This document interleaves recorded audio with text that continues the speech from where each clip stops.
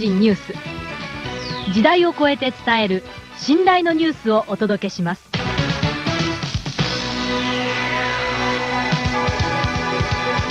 Une ressortissante américaine installée récemment dans la région de Nara a été arrêtée par les autorités japonaises dans une affaire d'importation de stupéfiants.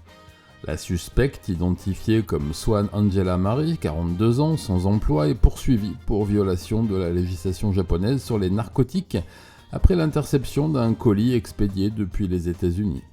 L'enquête est menée conjointement par la police préfectorale de Nara et les douanes de Osaka. Selon les premiers éléments, la femme aurait agi avec d'autres personnes encore non identifiées afin d'introduire sur le territoire japonais 5 flacons de liquide à base de marijuana, de l'huile concentrée pour être exact. Le poids total de la saisie serait d'environ 4,27 grammes. Les faits reprochés remontent au 7 novembre 2025, ce jour-là. Un colis international considéré comme suspect avait été repéré lors d'un contrôle aux douanes à Kansai International Airport. En ouvrant l'envoi, les agents avaient découvert les flacons dissimulés dans des sacs de farine ainsi que parmi diverses marchandises ordinaires.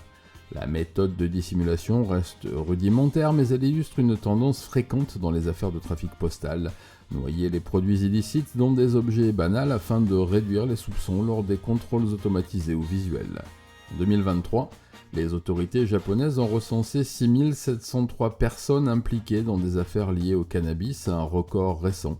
Pour la première fois depuis le début des statistiques modernes, les dossiers liés au cannabis ont dépassé ceux concernant les stimulants. En 2024, les douanes japonaises ont enregistré 390 saisies de cannabis de contrebande, soit une hausse de plus de 160% sur un an. Cette progression montre surtout une multiplication des petits envois et des méthodes de dissimulation variées. En 2025, les saisies totales de drogues illicites au Japon ont dépassé les 3 tonnes, preuve que les services douaniers restent sous forte pression, malgré la faiblesse relative du marché japonais comparé à d'autres pays. Le Japon conserve une politique anti-drogue parmi les plus strictes des pays développés.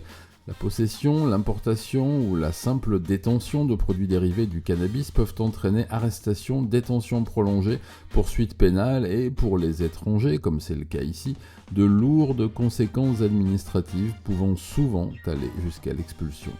Même lorsque les quantités saisies paraissent faibles, les autorités japonaises privilégient la fermeté, en particulier lorsqu'il s'agit d'une importation internationale.